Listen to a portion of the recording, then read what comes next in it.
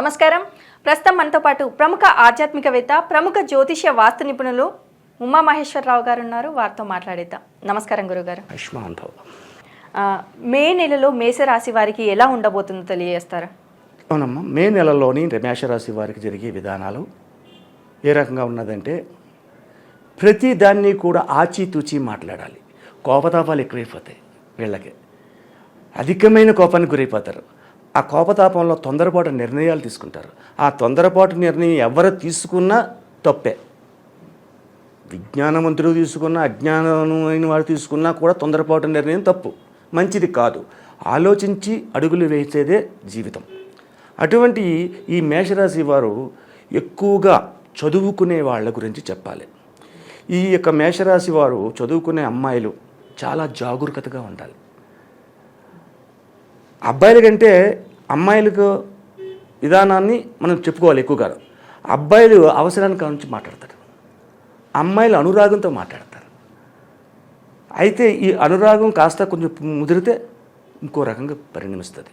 కాబట్టి చదువుకునే విద్యార్థులు ఎవరైతే ఉన్నారో ప్రతి విషయంలోనే ఆచితూచి మాట్లాడాలి. తొందరపాటు నిర్ణయం తీసుకోకూడదు. పెద్దల సలహాలని పాటించాలి. పెద్దల సలహాని పాటించి ఎదరికి వెళితే మేషరాశి వారి విద్యార్థులందరూ కూడా ఉన్నతమైన విద్యని అభ్యసించడం జరుగుతుంది. అలాగే మేషరాశిలోని దంపతులు ఉన్నారు, భార్యాభర్తల విధానం ఉంది. ఈ మే నెలలోని భార్యాభర్తల మధ్యన కలతలు లేస్తున్నాయి. ఈ కలతలు ఎప్పుడైతే కలుగుతున్నాయో అనుకోని విధంగా గొడవలు పడ్డం ఉంటుంది. అంటే విడిపోవడం అంటూ జరిగి ఏదో విడాకులు తీసుకుంటారు, లేదంటే వేరే వేరేగా మారిపోతారు అన్నది జరగదు. కలిసే ఉంటారు. కానీ ఏంటంటే ఎడ్డు అంటే తెడ్డు అంటారు. ఆ మాటకి ఈ మాటకి పడదనమాట. నువ్వు గొప్ప అంటే నువ్వు గొప్ప, నేను గొప్ప అంటే నేను గొప్ప అనే మాటల వల్ల వాగ్వాదానికి గురవుతున్న పరిస్థితులు కలుగుతున్నాయి. అయితే వ్యాపార రంగంలో ఉన్న వారికి వ్యాపారం కూడా సజావుగానే సాగుతుంది. ఉన్నతమైన వ్యాపారాన్ని చేస్తున్నారు, లాభాన్ని ఆర్జిస్తున్నారు. అనుకోని విధంగా ప్రతి వ్యక్తుల్ని కలిసి మంచితనంగా మాట్లాడి మంచి తత్వంగా ఉండి ధనాన్ని ఆర్జన చేస్తుండే పరిస్థితులు వస్తున్నాయి. అలాగే మన ఏప్రిల్ నెలలో నిన్న వస్త్ర వ్యాపారాలు చాలా బాగుందనుకున్నాం. ఇప్పుడు కూడా వస్త్ర వ్యాపారాలు చాలా బాగుంటుంది. లాయర్లకు బాగుందనుకున్నాం ఏప్రిల్. మే నెలలో కూడా ఏప్రిల్ లాగే లాయర్లు కూడా ఉన్నతమైన స్థానానికి వెళ్తుంటారు. అలాగే డాక్టర్స్ ఉన్నారు. డాక్టర్స్ కూడా అత్యధికమైన లాభాన్ని పొందుతూ ఉన్నతమైన స్థానాన్ని పొందే విధానం ఇక్కడ ఎక్కువ కనబడుతుంది. ఇక రాజకీయ నాయకులు ఉన్నారు. ఈ రాజకీయ నాయకుల్లో చాలా చాలా చాలా మార్పులు, ఒకదానికొకటి పొంతన లేని మార్పులు జరుగుతూ ఉండి ఏం చేయాలో అర్థం కాక తికమక పడుతూ ఉండి చేసే పనిలోని ఒక ప్రత్యేకతను సాధించలేక తర్జన భర్జనలు పడుతూ ఉంటారు. రాజకీయ నాయకులకు ఉన్న పరిస్థితి మే నెలలో. అలాగే చంద్రబలాన్ని తీసుకుంటున్నాం. మనం ఇక్కడ చంద్రబలాన్ని తీసుకుంటున్నామంటే చంద్రుడు పాడ్యమికాడి నుంచి స్టార్ట్ అయినప్పుడు వచ్చేది శుద్ధ చంద్రుడు వచ్చాడు. శుద్ధ చంద్రుడు అంటే ఎదుగుతూ వస్తున్నాడంటే చంద్రబలం వల్ల ఏ రంగాలకు ఉపయోగపడుతుంది అంటే వివాహ రంగాలకు ఉపయోగపడుతుంది. వివాహాలు కాని వాళ్ళకి వివాహాలు శ్రీరామనవమి వెళ్ళిన తర్వాత నుంచి వివాహాలు జరగడానికి అవకాశం ఎక్కువగా ఉంది. అలాగే విదేశయానం చేసే వాళ్ళకు కూడా అనుకూలవంతమైన పరిస్థితిని ఈ మే నెలలో కూడా కనపడుతూ ఉంది. ప్రతి విషయంలోనే కూడా జాగరూకతతోటి అడుగులు ముందుకు వేస్తే ఇటువంటి వివాదాస్పదమైనటువంటివి కూడా రాకుండా ఉన్నతమైన స్థానానికి చేరేదే ఈ యొక్క మే మాసంలో వస్తుంది. వైశాఖ అంటే అన్నిటికీ శుభప్రదమైన మాసంగా చెప్తుంది. అందులోని కుజుడున్న స్థానము లాభస్థానంలోనే మేషరాశికి ఉన్నాడు. కాబట్టి ఏదైనా భవనములు నిర్మించడం కానీ లేకపోతే పొలములు కొనడం కానీ చేసుకుంటే అత్యధికమైన లాభదాయకమైన పరిస్థితులు ఈ మేషరాశి వారికి ఉన్నాయి. ఇక ఆరోగ్య విషయంలోకి వెళ్దాం. ఆరోగ్య విషయంలోకి వెళ్తే కేవలం స్త్రీ దంపతుల్లో భార్యాభర్తలలో భార్యకు మాత్రమే అనారోగ్యమైన పరిస్థితి ఏప్రిల్ నెలలో ఎలాగైతే ఉందో ఇక్కడ అలాగే ఉంది. అంటే జాగరూకతను ఎక్కువగా తీసుకోవాలి. గర్భసంచులకు సంబంధించినది, హృదయానికి సంబంధించిన వ్యాధులను వెంటాడుతున్నాయి మేషరాశి వారిని. ఆ వ్యాధుల నుంచి యోగదాయకమైన స్థితిగా మారాలి అంటే ఈ యొక్క మే నెలలో లక్ష్మీ ఆరాధన, అలాగే పంచముఖ ఆంజనేయ స్వామి ఆరాధన, సుబ్రహ్మణ్య స్వామి యొక్క ఆరాధన. సుబ్రహ్మణ్య స్వామి ఆరాధన అంటే మేషరాశి వారికి ప్రతి మంగళవారం కూడా సుబ్రహ్మణ్య స్వామి టెంపుల్కి వెళ్ళి పాలాభిషేకం చేయించుకోవాలి. పాలాభిషేకం చేసినందువల్ల సుబ్రహ్మణ్య స్వామి ఆలయంలో జరిగిన పాలాభిషేకం వల్ల సమస్త రోగాలను నిర్మూలన చేస్తుంది. ఈ ఆడవారికి ప్రత్యేకంగా మంగళవారం ప్రతి మంగళవారం వెళ్ళడం, సుబ్రహ్మణ్య స్వామికి పాలాభిషేకం చేయించడం. ఉట్టి పాలాభిషేకం కూడా చాలు, ఇంకేం అక్కర్లేదు. ఒక కొబ్బరికాయ కొడతారు. ఆ తర్వాత ఆ రోజునాడు శాకాహారం చేస్తారు. సాయం సంధ్యా సమయంలోని మరల శివాలయానికి వెళ్ళి శివ దర్శనం చేసుకుని వచ్చి ఉపవాస దీక్షను పాటించాలి. అంటే కాఫీ, టిఫిన్, పండ్లు, పాలు లాంటివే తీసుకోవాలి. భోజనం చేయకూడదు సాయం సంధ్య. ఆ తర్వాత ఉదయాన్నే లేచిన తర్వాత మంగళవారం తర్వాత బుధవారం నిత్య కార్యక్రమాలు మనకు ఏవైతే ఉన్నాయో అవి మనం పాల్గొనవచ్చు. కానీ మంగళవారం నాడు, ప్రతి మంగళవారం, ఈ యొక్క మే నెలలో వచ్చే ఎన్ని మంగళవారాలు అయితే ఉన్నాయో అన్ని మంగళవారాలు కూడా సుబ్రహ్మణ్య స్వామికి పాలాభిషేకం చేసేటట ఎటువంటి విధమైనటువంటి రోగములు కానీ అపయోగ వంశములు కానీ జరగకుండా ఉపయోగకరమైనవి పొందుతారు. అలాగే ఆరోగ్య ఐశ్వర్యాన్ని కూడా పొందుతారు. అటువంటి శుభదాయకమైన ఫలితము ఈ యొక్క మే నెలలో సంప్రాప్తం అవుతూ ఉంది. అయితే స్త్రీలు మాత్రం జాగ్రత్తగా ఉండాలి. అలాగే విద్యార్థినులు, ఆడపిల్లలు అయిన వారు కూడా అత్యంత జాగరూకతను వహించాలి. సరే, మే నెల నుంచి మొదటి వారం నుంచి రెండవ వారం వరకు ఇలాగుంది. లాస్ట్ అంకం ఏ రకంగా ఉంది? ఈ యొక్క కుజుడు శని కలిస్తే అగ్ని ప్రమాదములు, వాహన ప్రమాదములు, అలాగే జల ప్రమాదములు జరగడం అనేది జరుగుతూ ఉంటుంది.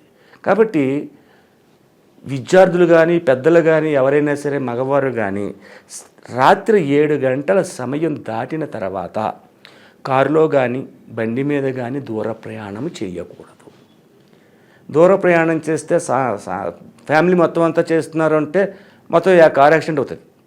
అటువంటి విధానాలు సంప్రదించడం అవడానికి చాలా ఎక్కువ అవకాశం ఈ యొక్క రాశిలో ఉన్నాయి. అంటే రాత్రి సమయంలో చేయకూడదు. అంటే ప్రయాణమే చేయకూడదా? చేయొచ్చు కదా. చేయొచ్చు. ఎలా చేయాలి? ఈ మేషరాశి వారు డ్రైవింగ్ చేయకూడదు. ఎవరైనా డ్రైవ్ చేస్తుంటే ఈ పక్కన కూర్చుని వెళ్ళొచ్చు. అత్యవసర సమయం వస్తుంది, తప్పదు, వెళ్ళాలి. మానేయడం కుదరదు. బస్సులో వెళ్ళండి, ట్రైన్లో వెళ్ళండి, తప్పే ఉంది.